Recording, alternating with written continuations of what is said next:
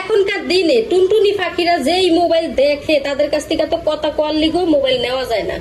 তাদের যে অবস্থা, মানে এত মোবাইল দেখে।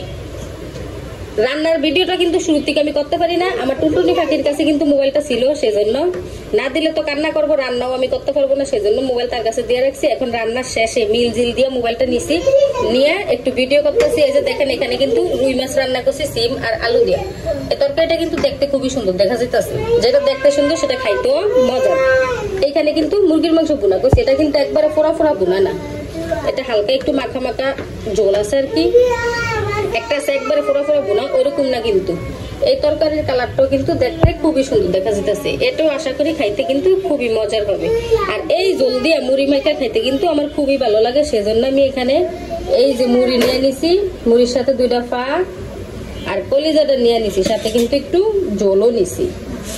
এটা মাইখা খাইতে এখন কিন্তু খুবই মজা লাগবে, মানে মাংসের ঝোল দিয়া মুড়ি রুটি এগুলা কিন্তু মজা লাগে অনেক।